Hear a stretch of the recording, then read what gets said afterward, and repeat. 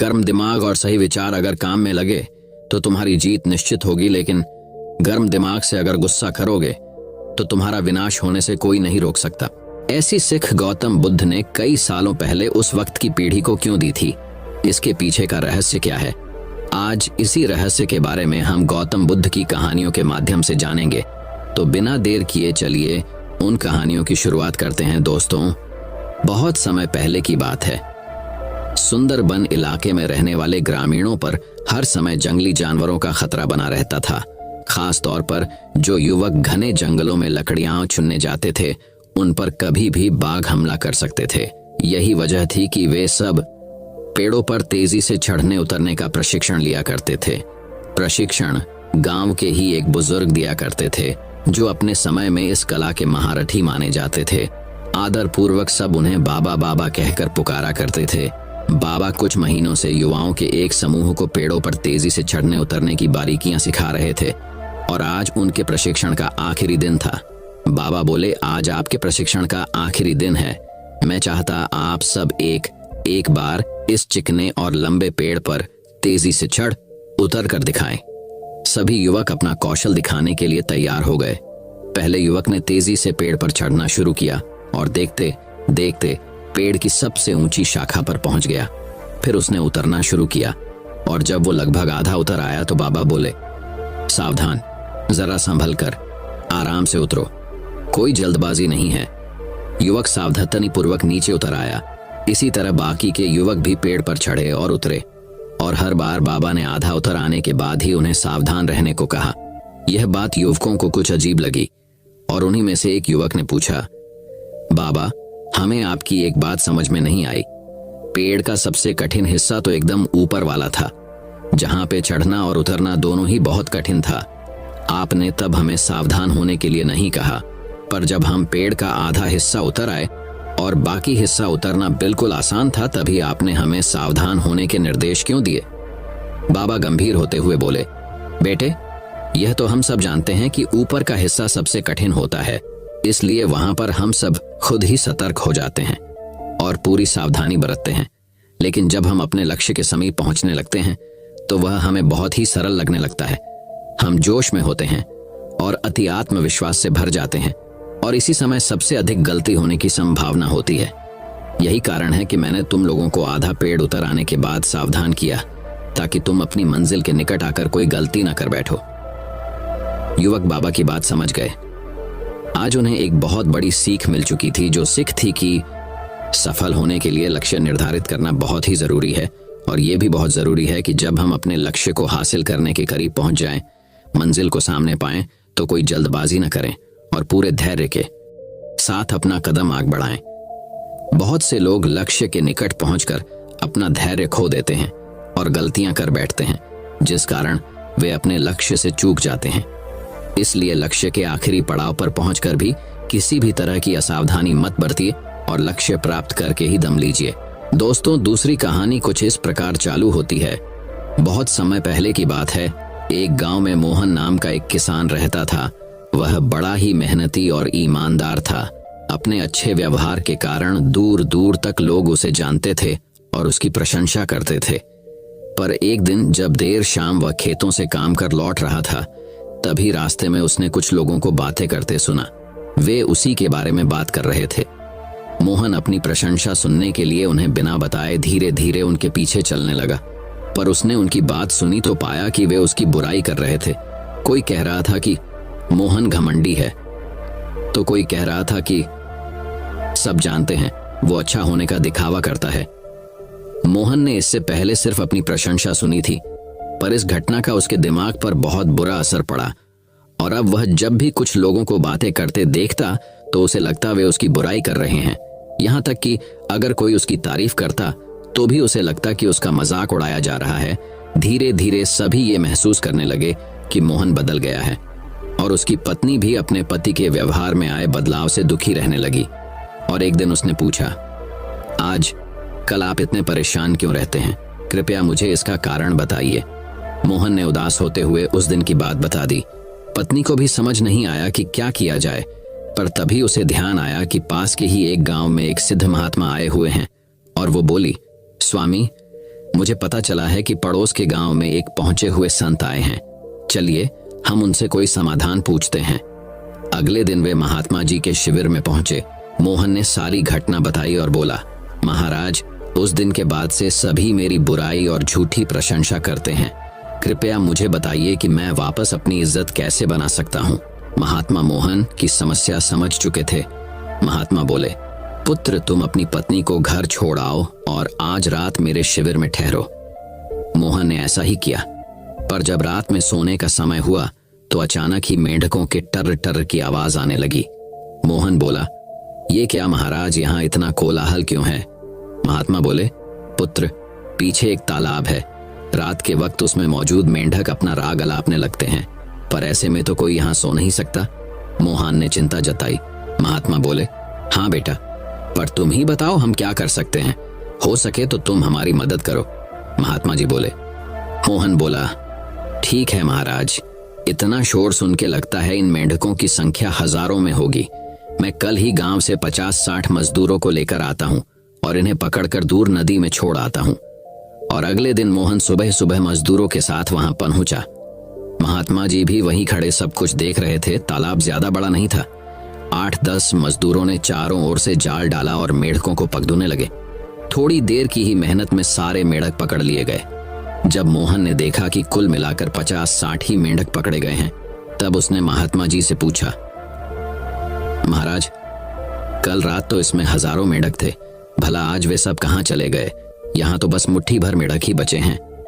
महात्मा जी गंभीर होते हुए बोले, कोई मेंढक कहीं नहीं गया।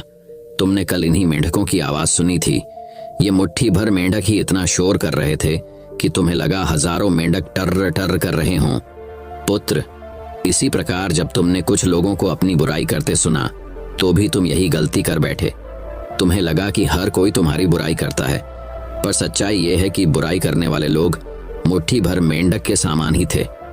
इसलिए अगली बार किसी को अपनी बुराई करते सुनना तो इतना याद रखना कि हो सकता है ये कुछ ही लोग हों जो ऐसा कर रहे हों, और इस बात को भी समझना कि भले तुम कितने ही अच्छे क्यों ना हो, ऐसे कुछ लोग होंगे ही होंगे जो तुम्हारी बुराई करेंगे। अब मोहन को अपनी गलती का एहसास हो चुका था। वह पुनः पुराना वाला मोहन बन चुका था। दोस्तों, मोहन की तरह हमें भी कुछ लोगों के व्यवहार को हर किसी का व्यवहार नहीं समझ लेना चाहिए और सकारात्मकता से अपनी जिंदगी जीनी चाहिए। हम कुछ भी कर लें, पर जीवन में कभी न कभी ऐसी समस्या आ ही जाती है जो रात के अंधेरे में ऐसी लगती है मानो हजारों मेंढक कान में टर टर कर रहे हो, पर जब दिन के उजाले में हम उसका समाधान करने का प्रयास करते हैं तो वही समस्या छोटी लगने लगती है। इसलिए हमें ऐसी परिस्थितियों में घबराने की बजाय उसका उपाय खोजने का प्रयास करना चाहिए और कभी मुट्ठी भर मेंढकों से घबराना नहीं चाहिए। दोस्तों, तीसरी कहानी कुछ इस प्रकार चालू होती है। बहुत समय पहले की बात है। बुद्ध के पास उनका प्रिय शिष्य पूर्ण पहुंचा। बुद्ध ध्यानावस्था में बैठे थे।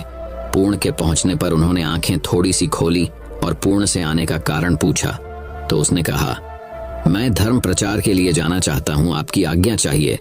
बुद्ध मुस्कुराए और कहा, पूर्ण, धर्म की राह बहुत मुश्किल है। तुम लोगों को अच्छी बातें बताने जाओगे और लोग तुम पर नाराज होंगे। हो सकता है कि अपशब्द भी कहें। इस पर पूर्ण ने कहा, कोई बात नहीं, मैं यह सोचकर उनकी बातों पर ध्यान नहीं दूंगा कि उन्होंने अपशब्द ही कहे, पिटाई तो नहीं की। बुद्ध बोले, हो सकता है कि कुछ लोग हाथ उठा दें। पूर्ण ने कहा, तब मैं यह सोचकर उन्हें क्षमा कर दूंगा कि उन्होंने मुझ पर शस्त्रों से प्रहार तो नहीं किया। बुद्ध फिर बोले, हे पूर्ण, हो सकता है कि कुछ लोग तुम पर शस्त्रों का भी उपयोग करें।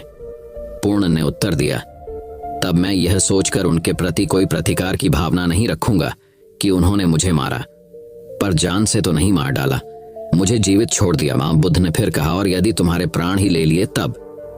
पूर्ण ने तत्क्षण सिर झुकाकर कहा, तब मैं उनका आभारी रहूंगा कि उन्होंने धर्म के मार्ग पर मेरे प्राणों का उत्सर्ग करने में मेरी सहायता की। मैं उनके प्रति कृतज्ञ रहूंगा।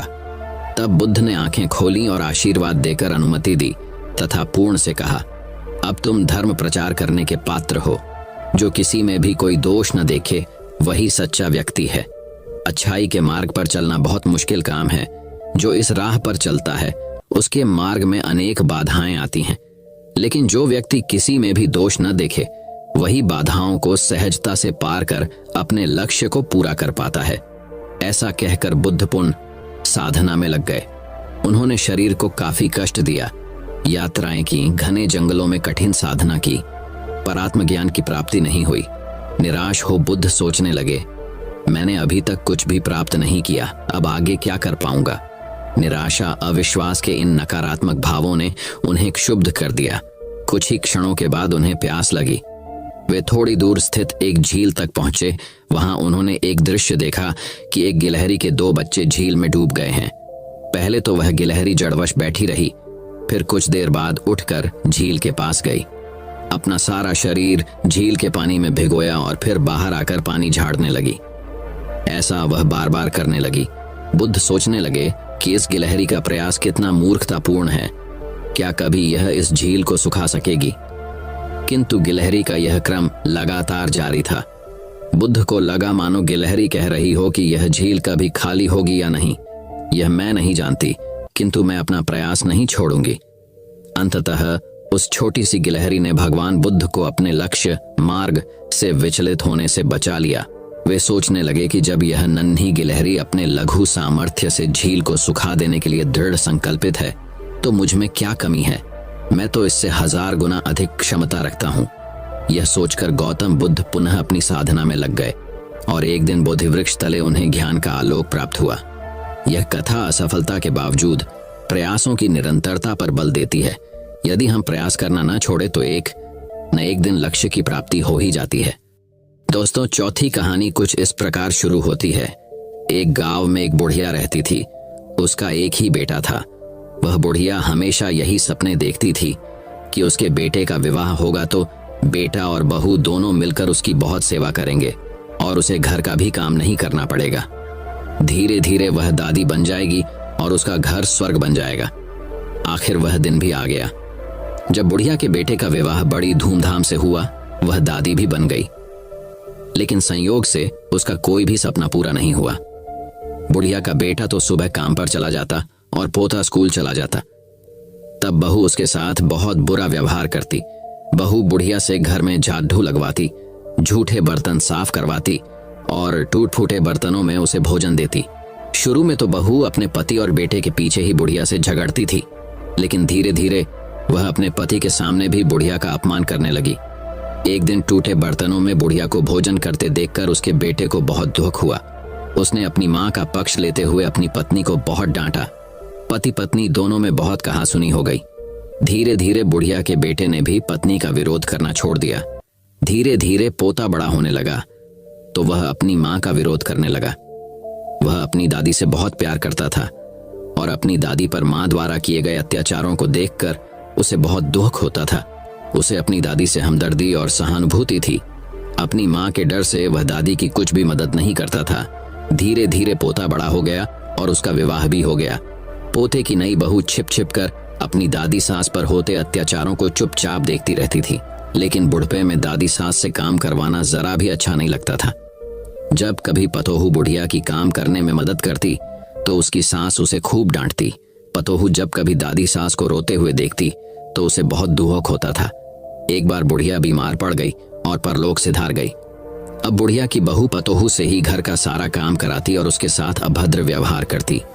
जब पतोहू ने देखा कि उसकी सास दादी सास की तरह ही उस पर भी अत्याचार कर रही है तो उसने बदला लेने की ठान ली। वह भी अपनी सास से वैसा व्यवहार करने लगी जैसा व्यवहार उसकी सास अपनी सास से करती थी। अब तो पतोहू अपनी सास को फूटी थाली में भोजन देने लगी। यह देखकर उसके पति और ससुर ने बहुत विरोध किया। पतोहू ने अपने ससुर और पति से कहा, मेरी दादी सास जितनी मेहनती और सीधी थी, जब माताजी उन्हें फूटी थाली में भोजन देती थीं, तब तुम कुछ क्यों नहीं बोले? उन पर होने वाले अत्याचारों को तुम दोनों चुपचाप देखते रहे। तब क्या तुम्हारे मुख पर ताला पड़ गया था? यदि किसी ने माताजी की तरफदारी की तो मुझसे बुरा कोई न होगा। पतोहू की बातें सुनकर उसका पति और ससुर कुछ नहीं बोले। उन्होंने भी उसका विरोध करना छोड़ दिया। ससुर को अपनी पत्नी के साथ अभद्र व्यवहार देखकर बहुत गुस्सा भी आता था। जब ससुर पतोहू को डांटने लगे तो वह उनके साथ भी अभद्र व्यवहार करने लगी। सास ससुर अकेले में बैठकर अपने सुख दुख की बातें करते और यही सोचते थे कि जैसा करोगे वैसा भरोगे। इस कहानी से हमें यह शिक्षा मिलती है कि हमें सबके साथ अच्छा व्यवहार करना चाहिए, क्योंकि जैसा व्यवहार हम दूसरों के साथ करेंगे वैसा ही व्यवहार दूसरे लोग हमारे साथ करेंगे। दोस्तों, 5वीं कहानी कुछ इस प्रकार चालू होती है। एक दिन बुद्ध एक घर के बाहर भीख मांगने पहुंचे। जैसे ही उसने दरवाजा खटखटाया, किसी महिला ने आकर खोला और बुद्ध को देखकर बोलने लगी, यह क्या, ये भिखारी सुबह कहां से आया? इतना बोलकर तुरंत दरवाजा बंद कर दिया। और उस महिला का एक पड़ोसी दूर से इस तमाशे को देख रहा था। वह भी बुद्ध का विरोधी था। स्वाभाविक रूप से उसे यह देखकर कुछ ज्यादा ही मजा आता था, इसलिए उसने भी बोला, बहुत बढ़िया। अगले दिन बुद्ध ने फिर उसी दरवाजे पर दस्तक दी। इस बार बुद्ध को देखकर महिला को फिर से गुस्सा आ गया और उसने बुद्ध पर कचरा फेंक दिया। और उस महिला का वही पड़ोसी आज भी तमाशा देख रहा था। स्वाभाविक रूप से बुद्ध का ऐसा अपमान देखकर वह बहुत प्रसन्न हुआ। इतना ही नहीं, बुद्ध की हालत देखकर वह जोर जोर से हंसने लगा। तीसरे दिन बुद्ध फिर उसी द्वार के सामने खड़े हो गए, लेकिन आज वह आदमी बुद्ध को फिर से देखकर आश्चर्यचकित रह गया। इससे पहले कि बुद्ध दरवाजा खटखटाए, उन्होंने बुद्ध को रोका और कहा, मैं एक ब्राह्मण हूं और मुझे हिंदू धर्म ग्रंथों के खिलाफ आपका बोलना बिल्कुल भी पसंद नहीं है, इसलिए मैं आपका कट्टर विरोधी हूं। तो आपका अपमान देखकर मुझे खुशी होती है, लेकिन आज इस दरवाजे पर तीसरी बार खड़ा होना मुझे फिर से हैरान कर देने वाला है। मैं आपसे पूछना चाहता हूं कि आप आज फिर यहाँ भीख मांगने क्यों आए, जबकि यह महिला 2 दिनों से आपका अपमान कर रही है? बुद्ध ने मुस्कुराते हुए कहा, यह आश्चर्य करने की बात नहीं है। आप चकित हैं क्योंकि आपको मानव मनोविज्ञान का कोई अनुभव नहीं है। किसी का अपमान करना या किसी पर कूड़ा फेंकना भी कुछ देना होता है। हर अपाकर्षण आकर्षण का ही एक रूप है। कल अगर किसी इंसान ने कचरा दिया होगा तो एक दिन वह खाना भी देगा। हालांकि वह व्यक्ति बुद्ध की इस बात से संतुष्ट नहीं था, फिर भी उसने मौन रहना जरूरी समझा। शायद वह यह सोच रहा होगा कि दरवाजा खटखटाओ। फिर देखते हैं, बुद्ध ने फिर से दरवाजा खटखटाया। संयोग से उसी स्त्री ने आज फिर दरवाजा खोला और आज तो बुद्ध के सामने उसका क्रोध 7वें आसमान पर पहुंच गया और सही में उसे मारने के लिए हाथ में झाड़ू ले लिया। उन्होंने झाड़ू उठाया तो जरूर, लेकिन बुद्ध के शांत चेहरे पर रही मुस्कान देखकर दूरी बनाए रखी। वह चाहकर भी बुद्ध पर वार नहीं कर सकी। वह बुद्ध के चेहरे पर आ रही शुद्ध मुस्कान